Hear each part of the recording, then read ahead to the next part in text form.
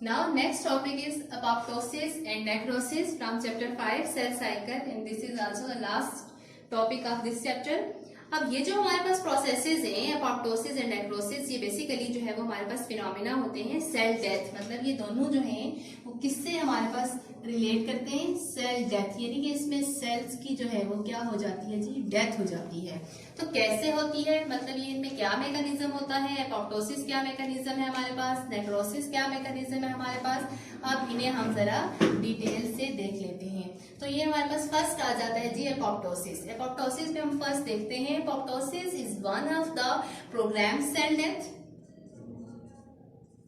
ये प्रोग्राम होती है हमारे पास, इनकी जो डेथ होती है सेल की, ठीक है, मतलब कि एक सीक्वेंस में होती है। तो इसमें क्या सीक्वेंस होती है, ड्यूरिंग एपोप्टोसिस सेल श्रिंक, सबसे पहले सेल हमारे पास श्रिंक हो जाता है, ठीक हो गया। अब जब हमारे पास सेल जो है वो श्रिंक हो जाएगा, स्पेलिंग ठीक कर लेते हैं, सेल हमारे पास श्रिंक हो जाएगा, देन सबसे पहले हमारे पास सेल के अंदर जो ब्रेकडाउन होगी, सेल के अंदर से क्या हमारे पास चीज खत्म हो जाएगी जी, वो है साइटोस्केलेटन। साइटोस्केलेटन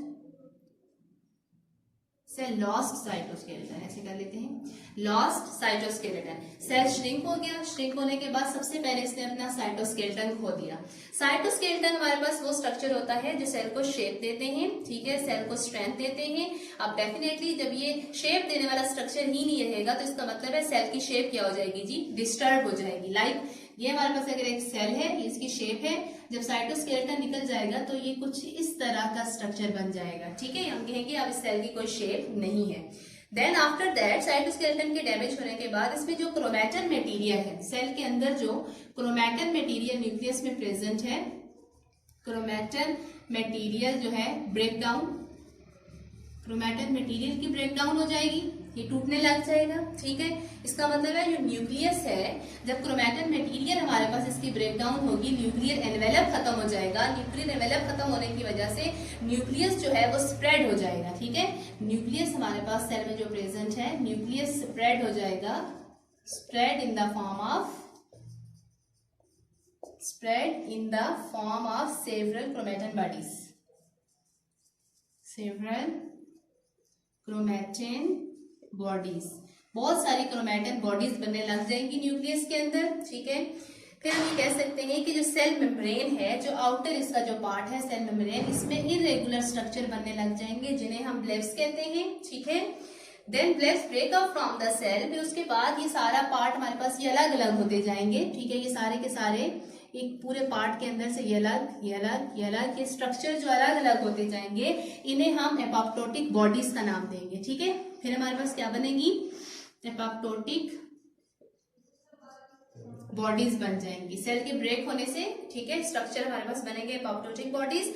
अब मजे की बात ये है बच्चों कि ये जो एपोप्टोटिक बॉडीज बनती हैं, मतलब सेल पूरा डैमेज हो गया, सेल के पार्ट्स बन गए, टुकड़े बन गए। अब वो जो पार्ट्स टुकड़े बने उन्हें दूसरे सेल क्या करते हैं जी, खा जाते हैं, दूसरे सेल इनगुल्फ कर जाते हैं, और इस प्रोसेस को हम कहते हैं फेगोसाइटोसिस। फर्दर फेगोसाइटोसिस हो जाती है, यानी कि साथ वाले जो एडजेसेंट सेल हैं वो इस सेल को फर्दर दूसरे पार्ट्स में इन्फेक्शन होने से बचा लेते हैं और वो इनको खा जाते हैं, सेल ईटिंग प्रोसेस जिसे हम कहते हैं, ठीक है। तो ये भी एक इसका जो है देखिए फायदा है, इसकी वजह से हमारे पास जो है वो सेल में इन्फेक्शन काज नहीं होता, यानी कि जो सराउंडिंग सेल हैं वो डैमेज नहीं होते, ठीक है। और फिर आप ये देख लेते हैं कि एपोप्टोसिस कहाँ पे अकर होती है। Apoptosis can occur when a cell is damage, cell damage हो जाता है, ठीक है, या फिर हमारे पास स्ट्रेस कंडीशन आ जाए कोई सेल में, उसकी वजह से भी सेल जो है वो डैमेज होना स्टार्ट कर देते हैं, ठीक है। तो मैंने अभी आपको बताया कि जो डैमेज सेल है, ये हमारे पास का एक बेनिफिट है कि इसमें जो इन्फेक्शन है वो नहीं होता, spread of infection, there is no spreading of infection, यानी कि इन्फेक्शन नहीं होता, बाकी सेल्स इसके साथ इन्वॉल्व नहीं होते, जो एक ही सेल की तोड़फोड़ होती है वो दूसरे सेल उसको ईट कर जाते हैं, उसका काम खत्म कर देते हैं, ठीक है। अब हम ये देखते हैं इस एपोप्टोसिस का हमें कोई फायदा भी है क्या। एपोप्टोसिस का एक बड़ा जो एडवांटेज है ना हमारे पास, वो जी हमारे पास है डेवलपमेंट में। एडवांटेज हमारे पास कहाँ पे है जी, डेवलपमेंट। जब हमारी बॉडी में डेवलपमेंट हो रही होती है, ठीक है, ड्यूरिंग डेवलपमेंट हम देखते हैं खास तौर पे किसकी डेवलपमेंट हो रही होती है, formation of fingers. Formation of fingers जब हमारे पास होता है तो इसमें हम ये देखते हैं कि यूं स्ट्रक्चर, आप एक हैंड बना लेते हैं अपना, ठीक है, इस तरह से। ये देखिए हमारे पास जब फॉर्मेशन होती है स्टार्टिंग में हमारे पास ये इस तरह का स्ट्रक्चर होता है, फिर उसके बाद हमारे पास यूं डॉट्स डिजिट बनने लग जाते हैं। अब यहाँ पे जो स्ट्रक्चर्स होते हैं ना, ये वाले सेल, इनकी हो जाती है एपोप्टोसिस, इसमें सेल डेथ हो जाती है। अब यहाँ पे जब सेल डेथ हो जाती है, एपोप्टोसिस हो जाती है, तो ये सेल ग्रो नहीं करते। ये सेल जब ग्रो नहीं करते तो हमारे पास ये डिजिट्स जो है एक दूसरे से सेपरेट हो जाती हैं, ठीक है। तो हम ये कहते हैं कि cells between them undergo apoptosis and the digits separates. ये हमारे पास एक इसका एडवांटेज है जी, किसमें, डेवलपमेंट में। अब इसकी डायग्राम भी देख लेते हैं कि सेल किस तरह श्रिंक होता है, एपोप्टोटिक बॉडीज जो बनती हैं, सीक्वेंस, मतलब ये एक सीक्वेंशियल प्रोसेस है, एक स्टेप बाय स्टेप प्रोसेस है जिसमें सेल की डेथ हो रही होती है। Now look at this diagram. ये देखिए हमारे पास ये एपोप्टोसिस का प्रोसेस देखें, इसमें सेल किस तरह से सीक्वेंस से सेल की डेथ हो जाती है। मतलब ये देखिए फर्स्ट स्टेप में देखें हमारे पास ये सेल देखें, ठीक है, इस सेल में हमारे पास सारे स्ट्रक्चर्स प्रेजेंट है, एक नॉर्मल सेल है। देन आफ्टर सम टाइम आप देखते हैं साइटोस्केलेटन जब सेल में से खत्म हो जाता है तो उसके बाद सेल की स्ट्रक्चर कुछ इस तरह से बन जाते हैं, ठीक हो गया। उसके बाद आप देखें अंदर क्रोमैटिन बॉडीज भी डैमेज होने स्टार्ट हो जाती हैं। फिर हमारे पास लास्ट में ये होता है कि ये सेल की एपोप्टोटिक बॉडीज बन जाती हैं और ये सेल के जो पीसेज हैं ये बन जाते हैं, सेल मतलब टोटली डैमेज हो जाते हैं। अब इन एपोप्टोटिक बॉडीज को या इन डैमेज पार्ट्स को दूसरे सेल जो है वो ईट कर जाते हैं। ओके जी, अब हमारे पास है नेक्रोसिस। दूसरा जो हमारे पास सेल डेथ प्रोसेस है, फर्स्ट हम डिस्कस कर चुके हैं एपोप्टोसिस, सेकंड अब हमारे पास है necrosis. Necrosis is the accidental death of cell. First point इसमें हमारे पास ये आ जाता है कि ये सेल की एक्सीडेंटल डेथ होती है, ठीक हो गया। एक्सीडेंटल डेथ ऑफ सेल्स मतलब अचानक से किसी एरिया के अंदर कोई इंजरी हो जाती है, डैमेज आ जाता है, उसे हम नेक्रोसिस कहते हैं। सेकेंड हमारे पास ये आते हैं जी, नेक्रोसिस के कोई खास स्टेप नहीं है, इट्स अ लेस सीक्वेंशियल, मतलब इसका कोई सीक्वेंस नहीं होता हमारे पास।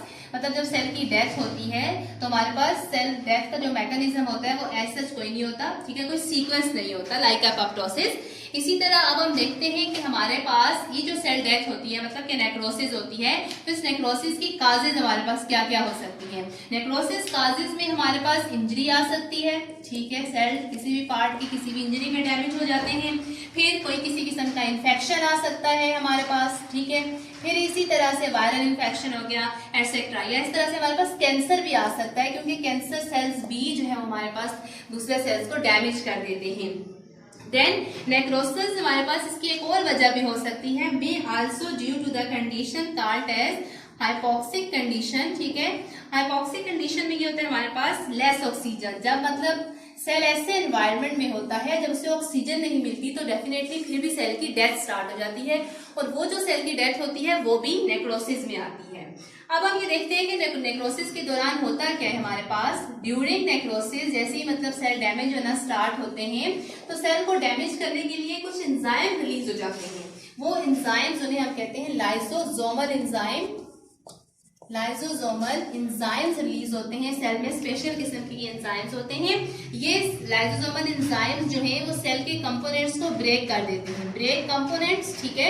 ये सेल के जितने भी कंपोनेंट्स होते हैं उनको ब्रेक कर देते हैं, ठीक है। और ये जो कंपोनेंट्स ब्रेक होते हैं देन ये रिलीज हो जाते हैं आउटसाइड, ठीक है, रिलीज देम आउटसाइड, यानी कि इन्हें बाहर फेंक देते हैं सेल से, रिलीज इट आउटसाइड। मतलब सेल के जो फ्रेगमेंट्स होते हैं जो लाइसोसोमल एंजाइम ब्रेक करते हैं ये सेल से बाहर फेंक देते हैं। अब डेफिनेटली जब ये जो कंपोनेंट्स हैं जो सेल से बाहर रिलीज होंगे तो इनमें से हार्मफुल केमिकल्स निकलते हैं।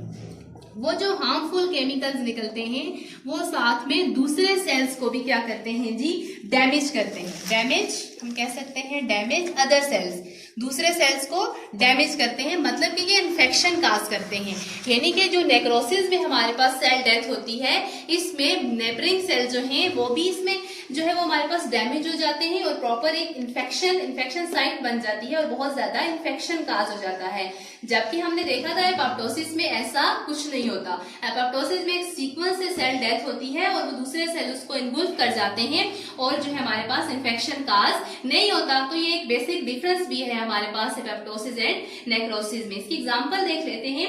स्पाइडर बाइट आल्सो काज नेक्रोसिस इन सम एरिया।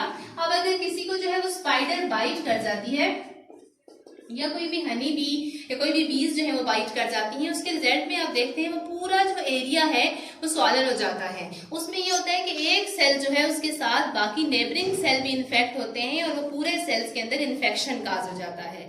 तो नेक्रोसिस जो सेल डेथ है इसमें हमारे पास इन्फ्लेमेशन भी होती है और इन्फेक्शन भी होता है, जबकि एपोप्टोसिस में ऐसा कुछ नहीं होता। This is whole about the topic necrosis. I hope students आपको ये चैप्टर 5 जो है सेल साइकिल अच्छे से सबको समझ आ गया होगा। इसमें हमने डिटेल से सारे टॉपिक्स पढ़ लिए हैं और अब आपने इनकी लर्निंग भी करनी है।